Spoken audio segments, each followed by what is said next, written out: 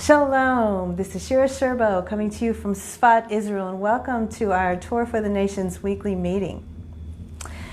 Well, this week in our Torah portion, we are in the place where they've been in the wilderness for almost the whole 40 years wandering around, and we find out that life is difficult for everyone. We just see this like week after week. For some reason, that's just comforting to me. I remember reading this book, opening this book called The Road Less Traveled one time. And the very first thing that it said was, life is difficult. And there's something about just accepting that life is difficult and not expecting it to be easy. You know, the sure way to be miserable is to just expect everything to go right all the time. But if we kind of know up front that part of being human is that life is going to present many, many struggles, and it even presented struggles for, we're going to find out in the Torah portion, there's these great people like Moses and Aaron and Miriam. And even though like we hold them in such high esteem, we know that the whole time that our people were in the desert, on the merit of Miriam, because of Miriam, God gave them a miracle every day of the water. Because from the merit of Moses, they got a miracle every day of the manna coming from heaven. All these miracles happened from the merit of these righteous people. Because of Aaron, they got the cloud cover. So what happens in this week's Torah portion is Miriam dies. And so the water that God was giving miraculously every day disappeared. And the people freaked out. You're in the desert. You know, you have your family, you have your children, you're used to getting water, and all of a sudden there's no water. And it said that the people just complained to Moses. And we see, this is in Numbers, I think chapter 20, where we're at. We see that Moses responds with anger, and God tells Moses to speak to the rock, and instead of speaking to the rock, he hits the rock. And it doesn't really seem like that big of a deal in some ways, but we have to remember that Moses and Aaron and Miriam were on such a high level that anything they did was like huge, like Donald Trump would say, huge. This is huge. You know, think of a world-class soccer game and the goalie misses a goal. It's huge. You know, so these are like world-class spiritual people. And so when they mess up, you know, Moses and Aaron didn't get to go into the promised land, because we find out. So I'll read you what happens this week. It says, even Moses was susceptible to pride and anger. And we see in this incident, when Moses, instead of talking to the rock, God told him to speak to the rock, he hits it in order to bring forth water. Because Aaron and Moses did not fulfill God's word to the letter, they were denied the right to enter the Holy Land. Okay? So our Rambam states that Moses' sin was that he lost his temper at the people, saying, here's Moses, listen now, O rebels, shall we bring forth water for you from the rock? We bring forth. Who's really bringing the water forth? Okay, so Rambam explains that Moses and Aaron were punished for implying that they, and not God, had the power to miraculously provide the water. Okay, so these explanations imply that Moses, it says he exhibited, even ever so slightly, he exhibited anger and pride. And so it says, for someone on Moses' level, his high level, even such a minimal display of pride and anger proved his undoing. So, but one of the things that I really love, one of the things that I love about seeing this, it says that we never grant, even our patriarchs, our prophets, our Torah scholars, they're on such high spiritual level, but they're never supposed to be seen as gods. We always are very aware of their humanness. In spite of their tremendous spiritual achievements, we always record their trials, their tribulations, and their failures. Okay, so this should be comforting to us, that in Judaism, the emphasis is not on, building a religion around a supernatural human infallible being. Okay, it's all about real people, even though some are on very high spiritual levels, and miracles were happening every day in the desert. Manna, water, cloud cover, every day miracles were happening, but yet they were not supposed to be seen as God. All the glory was supposed to be given to God. So this is just incredible to me, that we see their humanness, and we know that everything that they went through in the desert is an example to us that life is hard. Even the most spiritual people, they have trouble, like with anger, with pride. Okay? And so God has a plan for each of us to become the people that we're supposed to be. We're supposed to do a job for Him. And this week I heard the best story about wine. We live here in the Galilee. And if you were to come here and we were to go on this wine tasting tour, the guy would be explaining to you why we have the best grapes and why we have the most intense, wonderful wine. So think of yourself as God is wanting you to mature like a fine wine. Okay, so what kind of soil would you think you would need if you were planting a vineyard? Because if you plant your vineyard and you go to this nice soft soil and there's plenty of water, you're not going to get good grapes, because there's going to be too much humidity, there's going to be fungus, there's going to be parasites. It's not going to make a good wine. Everything's just a little too easy. Up in the Galilee, it's very rocky. There's this rocky terrain. And so the roots have to work very, very hard to get to the water.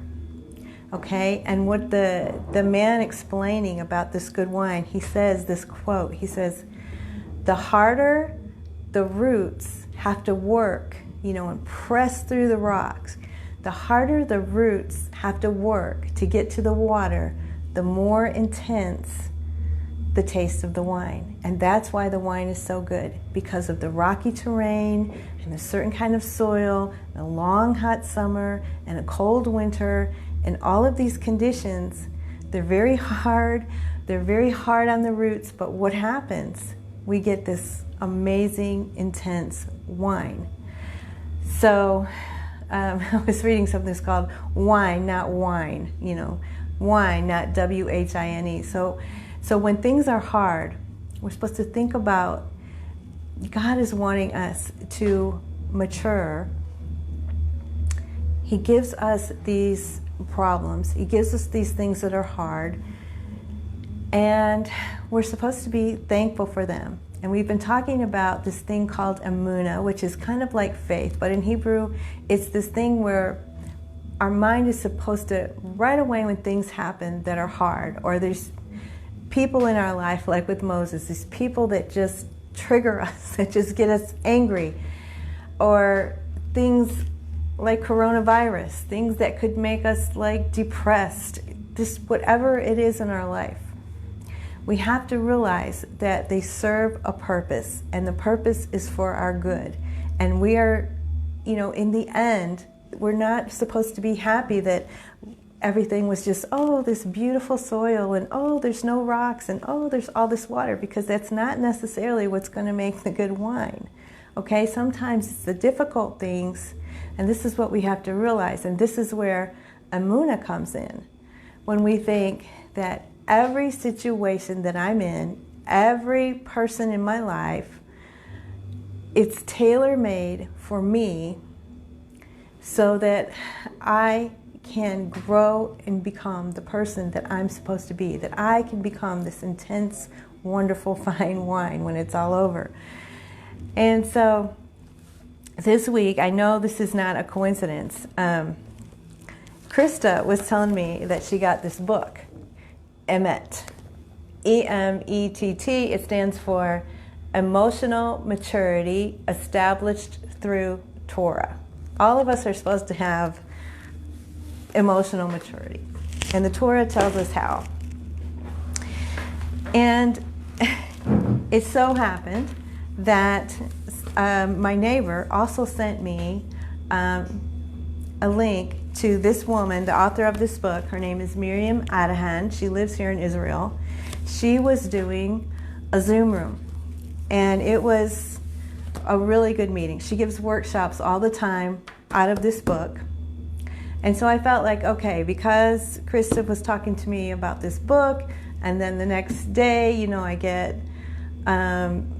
an email from my neighbor about, oh, you've got to listen to this woman, and it's the author of this book. So I thought, okay, it's not a coincidence. We're supposed to talk about this book. And so I'll tell you what was my favorite part about her Zoom room meeting.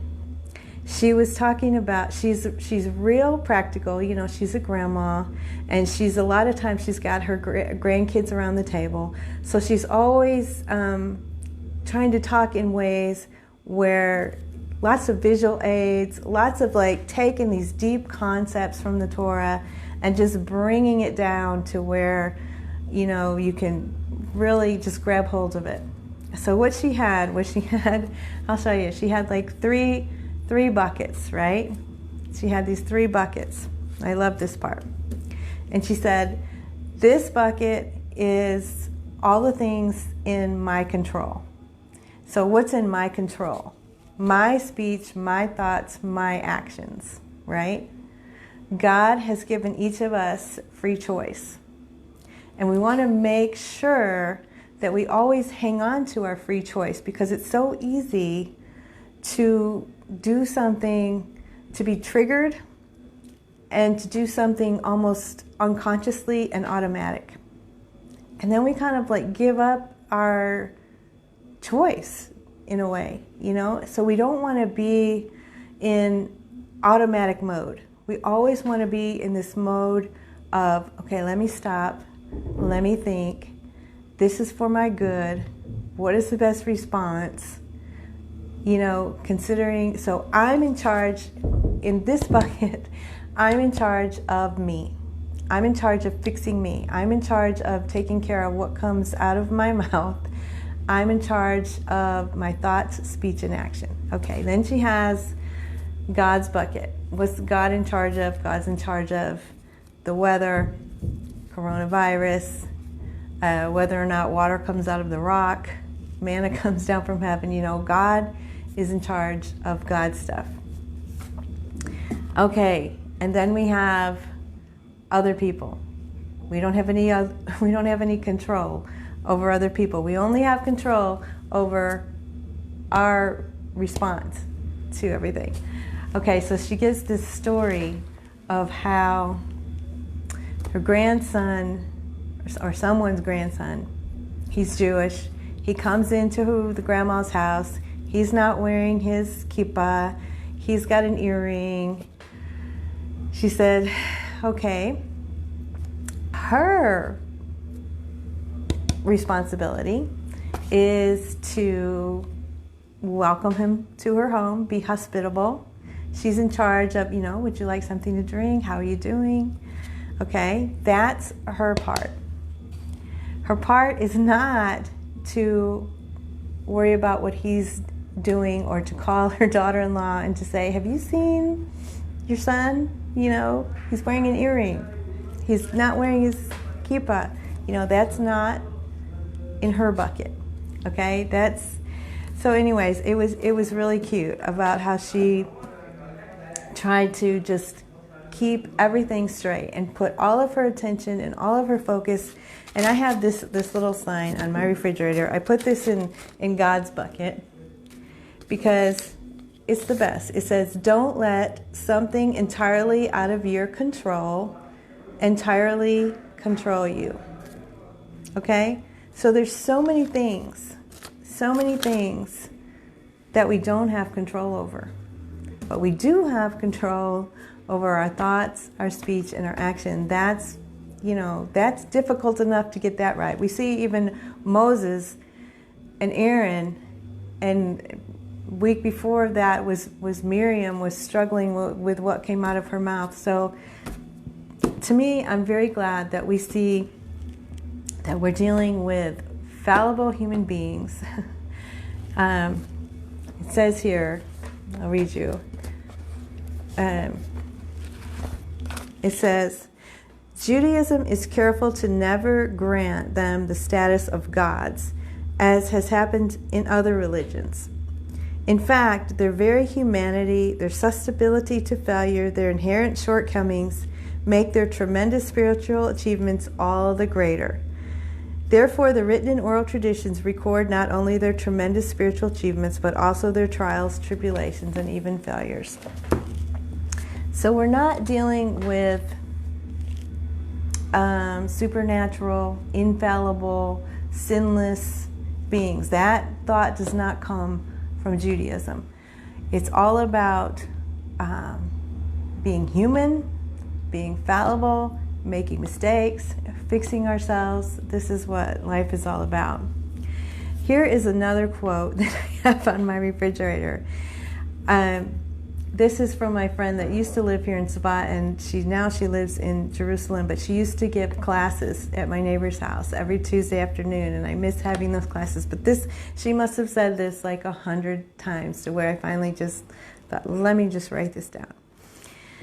She says, every situation in which we have a strong reaction is tailor-made for us to grow in the way we need to grow, to move beyond the habitual reaction mode to a control mode, to process what and why this is happening and how I need to respond.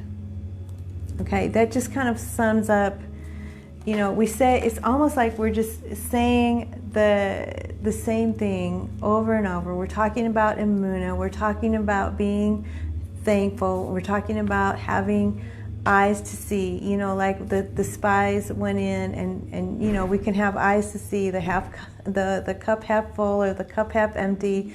They went, God told them to go into the promised land, and they chose to say, on the one hand, yes, it's a land filled with milk and honey, but they did that famous but there's giants and we're grasshoppers in their eyes, and we can't possibly take the land. Okay, so that's what we've been talking about, like in the part of the sentence that comes after the but. You never want to hear, you're a nice guy, but I don't want to marry you. You're perfect for the job, but I'm not going to hire you. You don't want to hear that but. So the people saw what they wanted to see, and they brought down these negative things into their life. So this is what we're fighting against. All of these stories in our Torah, they're just examples for us, because life is difficult. Okay, one of the quotes that this author, Miriam Adahan, says, she says, accept that you're human. Life is hard. We all have moments of being very upset and angry and betrayed, disappointed, frustrated, and hurt. Name your loss, name your feeling, just name them. Just naming them and being aware of them, because you can't heal what you can't feel. So I thought that was really good. So let me read to you about what she says in this book about this free choice that God has given us, but how we can get in this place of like almost losing our free choice. She says,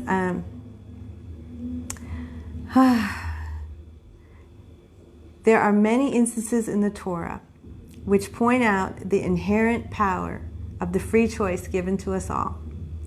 And it is this power which gives us superiority over the animal kingdom, okay? We're not animals, we have free choice, and we're not angels. Angels are like robots, they have to do, but only human beings have this gift of free choice, okay? And we also have this ability to grow in awareness and understanding. He says, however, there are times when we do not utilize this great gift. Instead of responding logically and constructively to various situations, we react automatically as if we had no choice in the matter. Okay, so this is not good. If we have free choice, we can't act like we don't have a choice. Okay, so this is the example she gives. For example, you might think to yourself, whenever a family member fails to cooperate with my request for help, I feel unloved and unloving. You know, it's like a trigger. Like I ask them for help, they don't respond the way I want to, and I just go to this automatic place. I often yell angrily or seethe in silent resentment. Or you may think, whenever someone criticizes me, I feel like a total failure and brood about it for hours. So you might think, she says, that such responses are natural and unavoidable, and you can't help but react as you did. Yet this implies that you're more like a marionette. You're just like a puppet on a string, people pulling your chain, than a free-willed human being.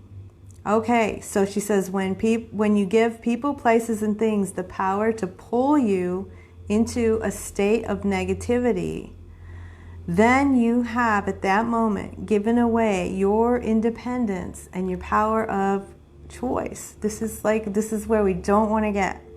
So you can see how this quote from my friend, she says, every situation in which we have a strong reaction is tailor-made for us to grow in the way we need to grow, to move beyond the habitual reaction mode to a control mode, to process what and why this is happening and how I need to respond. So she's talking about the same thing, just saying it differently. So don't get pulled into a state of negativity where you give away your independence and your power of choice.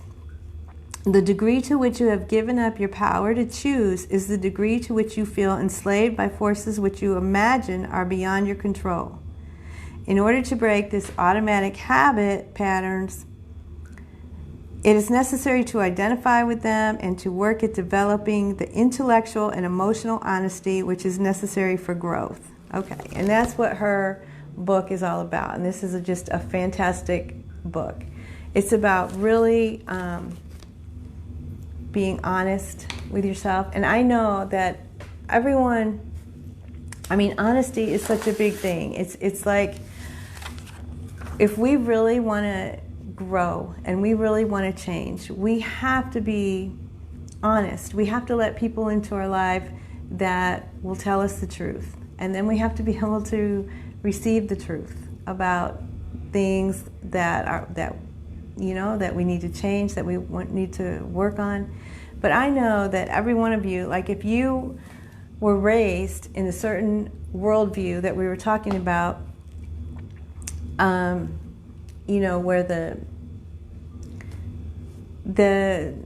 and then you all of a sudden you get a new truth. You get a new piece of information.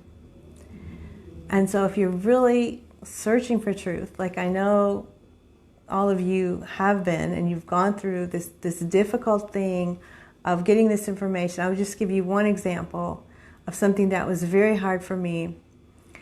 I remember this video going around and watching this video, and me and another friend, we both watched the video, and we both had the same reaction. We were both shocked. And it was a video, we watched it sometime maybe in the summer or early fall, and it was a video about Christmas. And I've always kept Christmas my whole life, and she did too. And so, but it was about like all the pagan practices that are involved with the Christmas tree and Santa Claus and this whole thing. We're like, what? And so I made a decision that when Christmas came, I wasn't going to put up a tree. I told the kids about it. We're going to do something different. We're going to have fun. We're going to get together. What I'm not going to do, I just decided we're going to change things. Like I wanted, the truth was hard to accept, that something that I had been doing my whole life was filled with all of this, like, okay. And my friend had the same reaction, but when Christmas actually came, I went to her house and she had, the tree up as usual. And she said, she goes, like, my kids are little, like, I can't not put a tree up. And my kids were older. My kids didn't, as long as we had, they're like, are we going to have a big breakfast? I was like, yeah, are you going to make cinnamon rolls?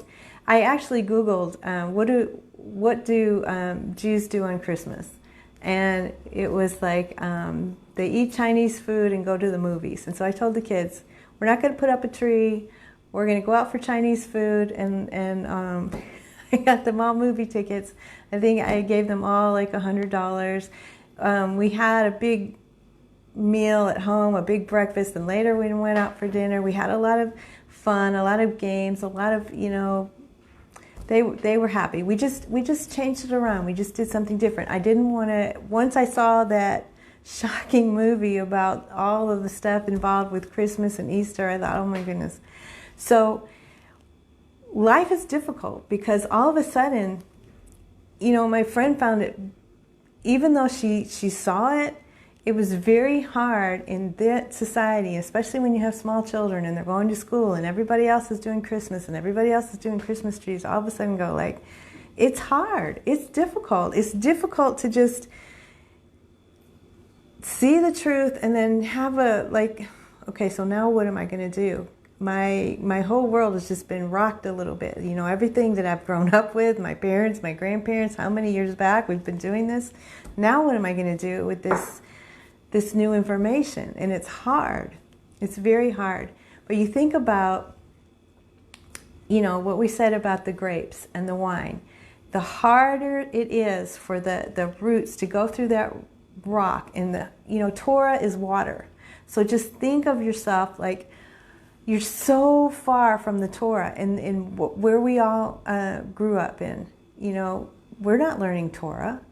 I never even heard of the Torah for most of my life, And so all of a sudden you hear about the Torah and you hear about this different worldview and you're way up here, but you want so much. You're just like yearning and yearning for the truth. And it's just like those roots that are just going, get me to the water, get me to the water, push through the rock, push through the limestone, push through it all.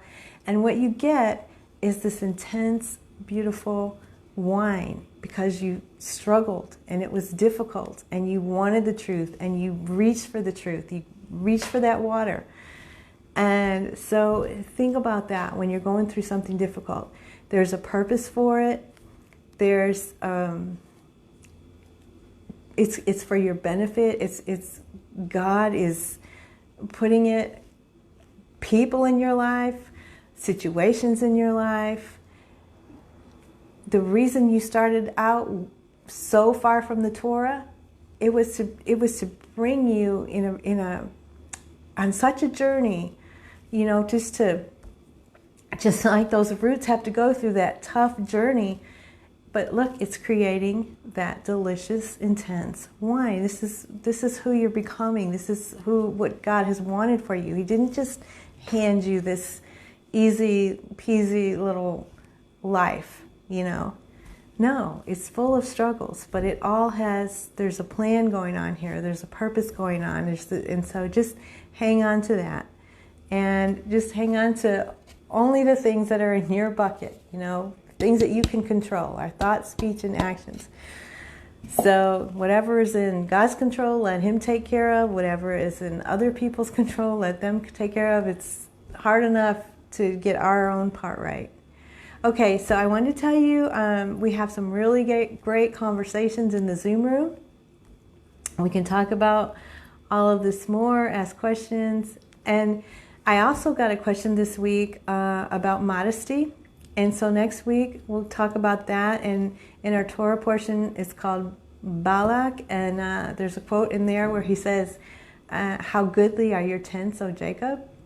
And he's talking about the modesty of what went on in the tents, with the separation of the men and women. And so it's a good week to talk about, if you're new to this idea of modesty and you want to know, what does that really mean? We're going to be talking about that next week. Okay, so that's all for now. It's just, we're going to meet up in the Zoom room here in a few minutes. All right, shalom from Israel.